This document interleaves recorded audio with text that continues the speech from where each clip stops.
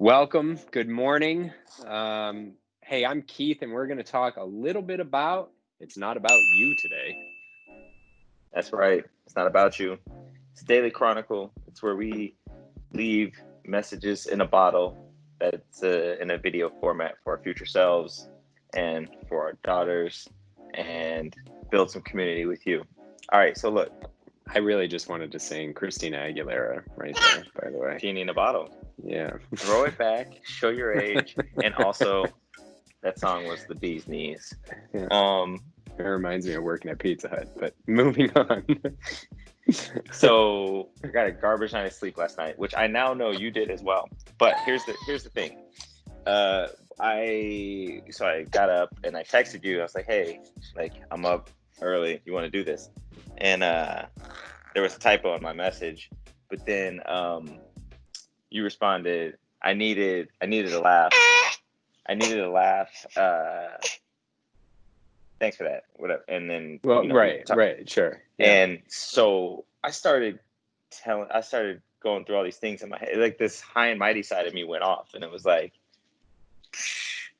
bitch, I had a baby in my arms all night last night that didn't sleep because she's teething. Like, what do you mean you needed a laugh? It makes absolutely zero sense. Like it really makes no sense. Yeah. Your comment didn't have anything to do with my night. Right. It might have had to do with yours. It might have had to do with an email we got from a guest last night. It might have had to do with what happened with your children this morning. Like, who knows? But like, I started going down this, and I just had to laugh and just be like, maybe he just hadn't laughed yet. Like, that's it. But like, it had nothing to do with me. But I made it about me. Yeah. And I do this with my wife. I do this with my wife all the time. Yeah. And I do this with you. Like, it's so important to see this. So here's the lesson today, kids. Don't do that. It's not about you. What's interesting too, and I want to add to this. So the only reason I said I needed to laugh is because you wrote back, ha ha ha. And so like, See? I was like, oh, okay, see? I'm like, oh, so it was a typo. And in that you laughed at it. So it made me laugh. Had you not laughed at it, I probably wouldn't have sent that response.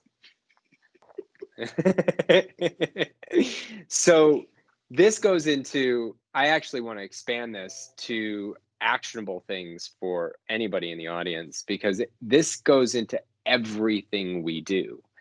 So last night we did get an email, and I wasn't planning on talking about this, but we got an email from a guest who, in a very grateful way, was very candid in some feedback that he provided to us about the podcast. About the podcast, in one particular error that was made in the intro that was recorded by somebody else.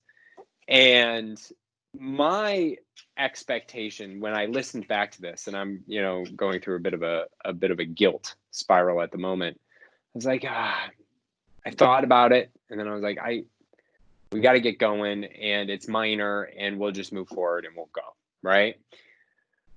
But at the end of the day, because it's my podcast and I'm looking at the whole hour and a half production and understanding probably how the audience is going to receive it, the one little detail wasn't as much of an issue for me in that process. Plus, this particular guest didn't, gave us the go ahead to release the episode without listening to it because, he trusted us. Now, in that, I realized this morning, I'm like, yeah, but as much as in that proactive process, I might not think it's a big deal. It's not about me. It's about my guest.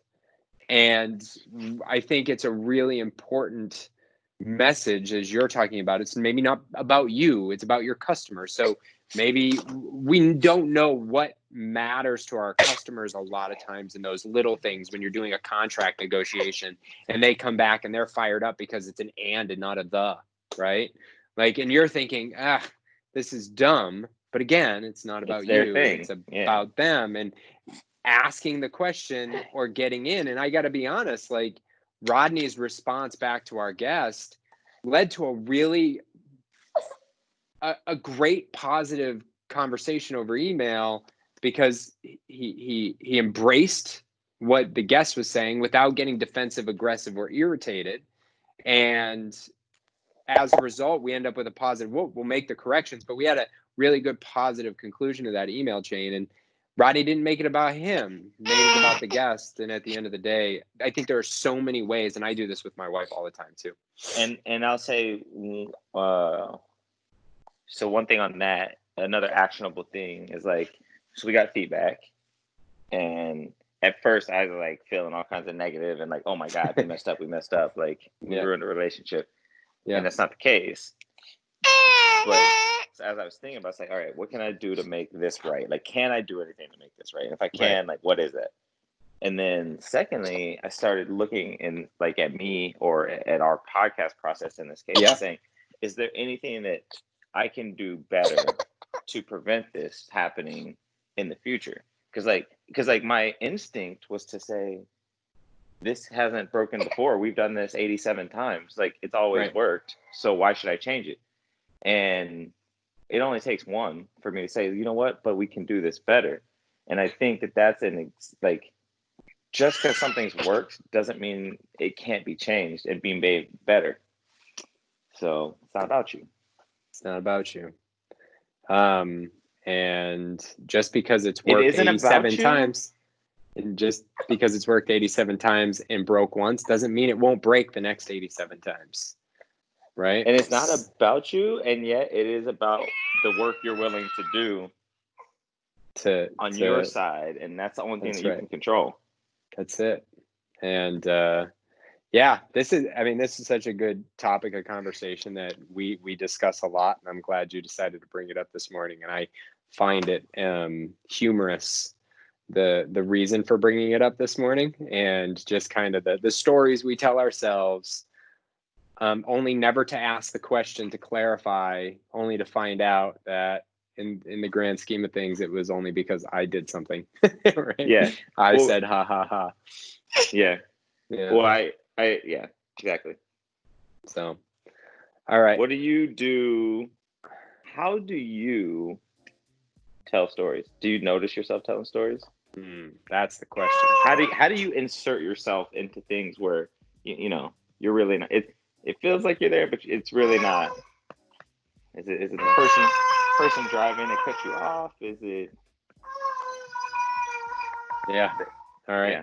Is it that? What is it? That's your fault.